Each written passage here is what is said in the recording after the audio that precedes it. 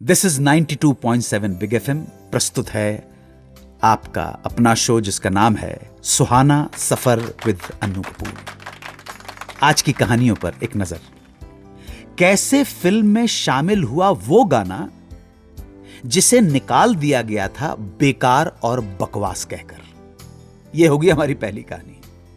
साथ ही बताऊंगा एक्टर मनमोहन कृष्ण की डायरेक्टर बनने की ख्वाहिश कैसे पूरी हुई।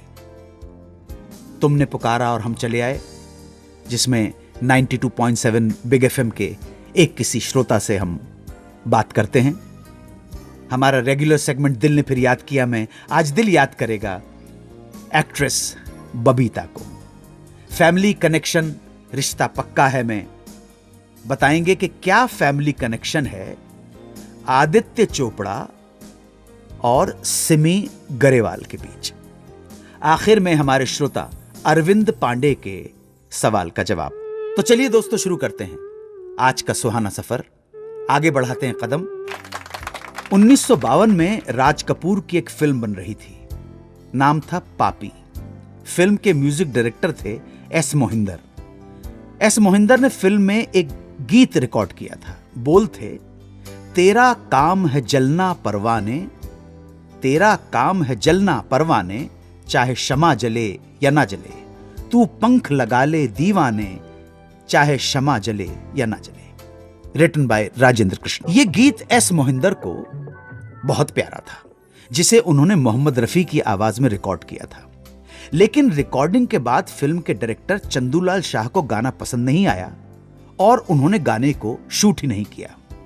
एस मोहिंदर इस बात से बहुत दुखी हुए, लेकिन डायरेक्टर के डिसीजन के सामने कुछ बोल नहीं पाए। फिल्म की शूटिंग कंप्लीट हुई, मगर फाइनल एडिट के बाद एक मुश्किल खड़ी हो गई। फिल्म की लेंथ कम पड़ गई। जबरदस्ती नए सीन फिल्म में डालना मुनासिब नहीं लग रहा था। तभी उन्हें उस गाने की याद आई जिसे बेकार और बकवास कहकर फिल्म से निकाल दिया गया था। इसलिए फिल्म की लेंथ ठीक करने के लिए उस गाने को फिल्म में डालने के अलावा कोई बेहतर चारा सामने नजर नहीं आ रहा था। लिहाजा गाने से जुड़ी एक सिचुएशन बनाकर उस गाने को शूट किया गया। फिल्म की लेंथ ठीक हो गई, मगर कमाल की बात यह है कि जब फिल्म रिलीज हुई तो यही गाना सबसे ज्यादा पॉपुलर हुआ। यश चोपड़ा की पहली फिल्म थी धूल का फूल। इस फिल्म में अभिनेता मनमोहन कृष्ण ने एक बेहतरीन किरदार निभाया था, जिसके लिए मनमोहन कृष्ण को फिल्म फेयर का बेस्ट सपोर्टिंग एक्टर का अवार्ड भी प्राप्त हुआ था। फिल्म की शूटिंग के दौरान यश चोपड़ा और मनमोहन कृष्ण में दोस्ती हो गई, और यह दोस्ती इतनी गहरी हुई कि मनमोहन कृष्ण के लिए यश चोपड़ा की हर फिल्म में खास तौर पर रोल लिखा जाने लगा। फिल्म त्रिशूल की शूटिंग के दौरान मनमोहन कृष्ण ने यश चोपड़ा से अपनी एक ख्वाहिश जाहिर की कि वो भी एक फिल्म डायरेक्ट करना चाहते हैं। यश चोपड़ा ने बड़े चाव के साथ बात सुनी, मगर खामोश रहे। इस बात को कुछ महीने ही बीते थे कि एक दिन यश चोपड़ा ने मनमोहन कृष्ण को अपने ऑफिस में बुलाया और कहा कि आपको फिल्म डायरेक्ट करने की तमन्ना है ना, तो काम करने के लिए, फिल्म डायरेक्ट करने के लिए तैयार हो जाइए। मनमोहन कृष्ण के लिए बहुत बड़ा सरप्राइज था। उन्हें विश्वास नहीं आ रहा था कि उनकी तमन्ना इतनी जल्दी पूरी हो जाएगी। इसलिए मनमोहन जी जोश खरोश के साथ काम पर लग गए। एक बेहतरीन फिल्म की तैयारी में जुट गए और एक बेहतरीन फिल्म बनी, जिसने बॉक्स ऑफिस पर खूब सिक्के और नोट बटोरे। फिल्म का नाम था नूरी।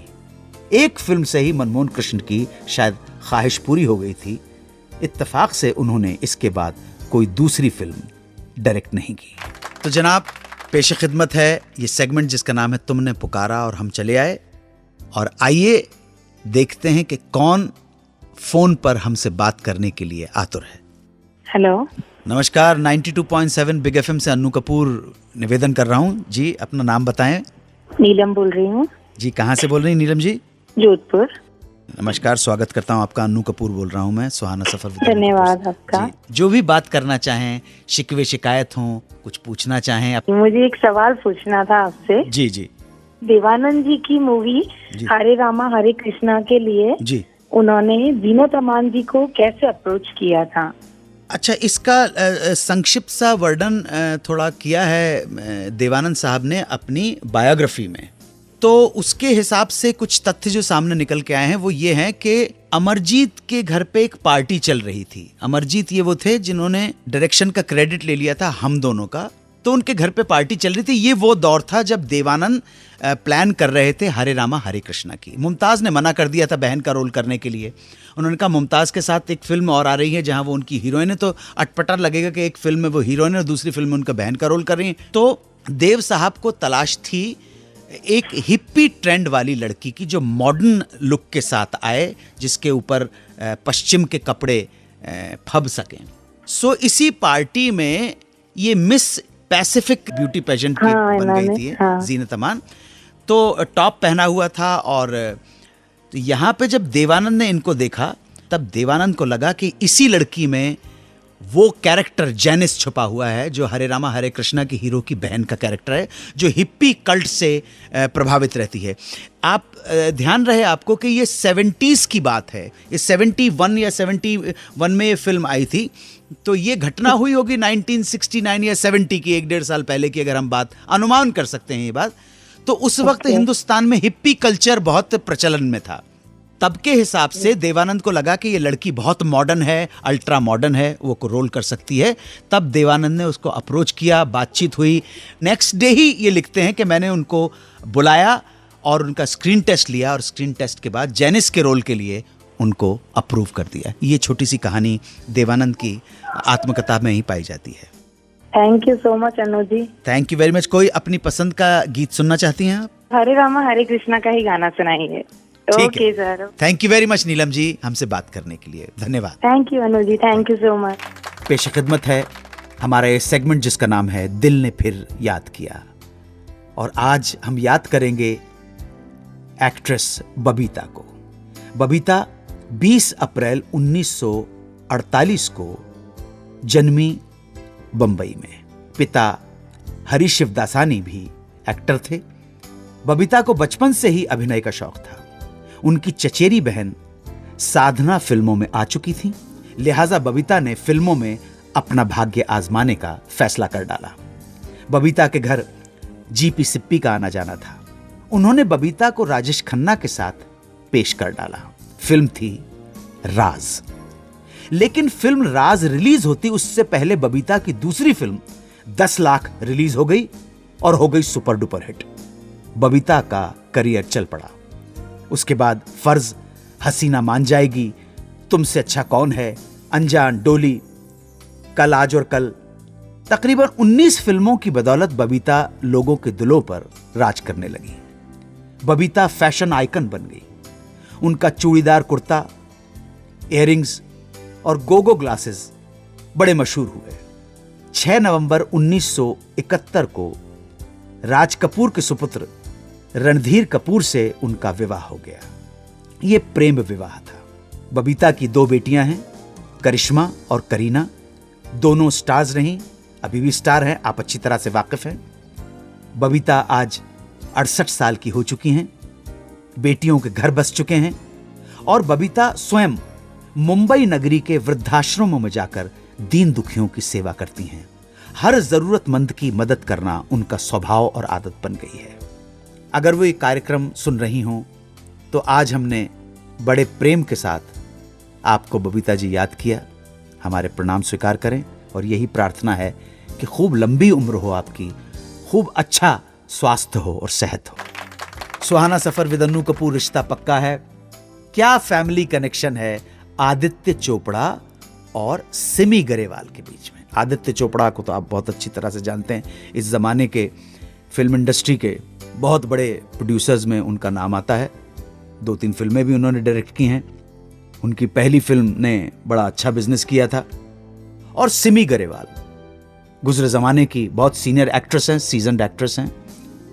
बहुत सारे गाने उनके ऊपर पिक्चराइज हुए हैं। इन दोनों के बीच में क्या फैमिली कनेक्शन है, मुलाहिजा फरमाइए।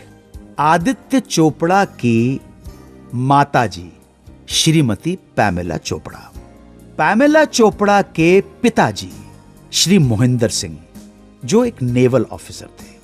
पामेला चोपड़ा के पिताजी श्री मोहिंदर सिंह जी की सिस्टर दर्शी, जो शादी के बाद बन गई दर्शी ग्रेवाल।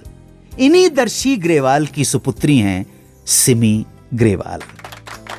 ये तो रिश्ता ऐसा है कि जिसे नाम दिया जा सकता है। हमारे इस सेगमेंट में हम हमेशा चर्चा करते आए हैं कि ये हो सकता है इस फैमिली कनेक्शन को एस्टैब्लिश करने के बाद जो रिश्ता सामने निकल कर आए उसे कोई नाम ना दिया जा सके, लेकिन फैमिली कनेक्शन तो फैमिली कनेक्शन है। लेकिन आज के इस फैमिली कनेक्शन को हम जरूर नाम दे सकते हैं कि आदित्य चोपड़ा की रिश्ते में सिमी ग्रेवाल मौसी लगती हैं। शाहदरा दिल्ली के अरविंद पांडे जानना चाहते हैं कि फिल्म होली आई रे में माला सिन्हा के जो हीरो थे उनका नाम क्या है। फिल्म होली आई रे, माला सिन्हा के साथ जो हीरो थे उनका नाम है प्रेमेंद्र। इस फिल्म के अलावा वो नजर आए दीदार, साज और सनम, दुनिया क्या जाने जैसी कुछ और फिल्मों में। मुझे उम्मीद है कि हमारे उत्तर से आप संतुष्ट होंगे। आज के लिए इतना ही, चलने का समय हो गया है। फिर आपसे भेंट होगी इस कार्यक्रम में जिसका नाम है सुहाना सफर विद अन्नू कपूर। मेरे प्रणाम स्वीकार करें। जय हिंद, वंदे मातरम।